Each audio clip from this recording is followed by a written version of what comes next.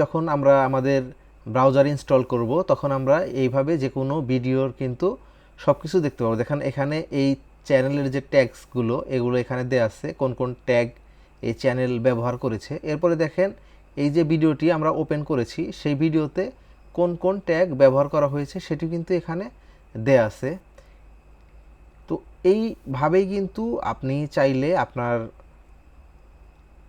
ভিডিওতে অন্য যে আপনার কম্পিউটার আছে তার ভিডিওর ট্যাগ সে কীভাবে ব্যবহার করেছে সব কিছু কিন্তু আপনি চেক করতে পারবেন। তো চলুন আমরা কথা না বাড়িয়ে সরাসরি চলে যাই আমাদের মূল ভিডিওতে। সেজন্য আমরা নতুন একটি ব্রাউজার ওপেন করে নিচ্ছি এবং এখানে এসে আমরা লিখছি হচ্ছে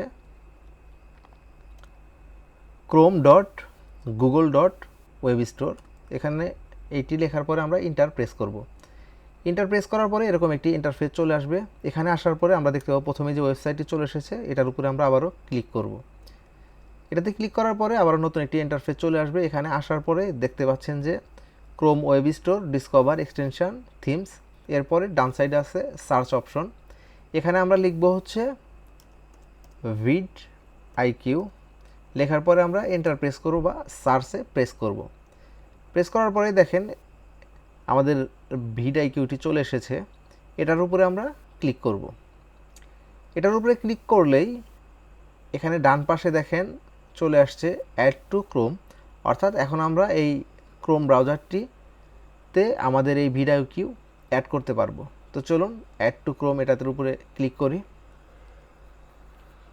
এটার উপরে ক্লিক করার পরে দেখেন এরকম একটি পপ আপ চলে আসবে।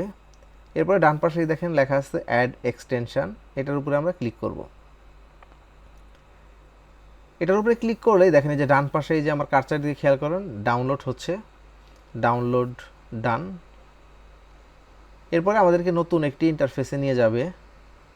তো চলুন ওয়েট করি, এটা ডিপেন্ড করবে আপনার নেট স্পিডের উপরে।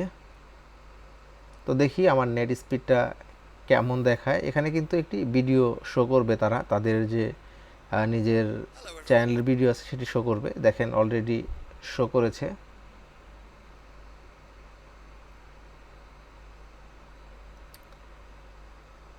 তো আমরা নতুন আরও একটি ইন্টারফেসে চলে এসেছি, সেটি হচ্ছে যে vidIQর যে নিজস্ব চ্যানেল আছে সেই চ্যানেলে আমাদেরকে টিউটোরিয়াল দেখিয়ে দিচ্ছে যে কিভাবে আমরা এটাকে ইনস্টল করতে পারি। তো চলুন এখন আমরা দেখে নেই যে আসলে আমরা যে ইনস্টল করলাম এটাতে আমাদের কোনো কাজ হয়েছে কি না। দেখেন আমরা যদি এই ভিডিওর ওভারভিউতে যাই তাহলে এখানে আমরা অনেক কিছু দেখতে পাবো। দেখেন এখানে আমরা দেখতে পাচ্ছি এই যে vidIQ এসএ স্কোর কত 27.1, ক্রিয়েটর সাজেস্টেড, এরপর হচ্ছে চ্যানেল ট্যাগ। দেখেন আমি কিন্তু এর আগে অন্য একটি এতে আপনাদেরকে দেখিয়েছিলাম যে কীভাবে চ্যানেল ট্যাগ দেখা যায়।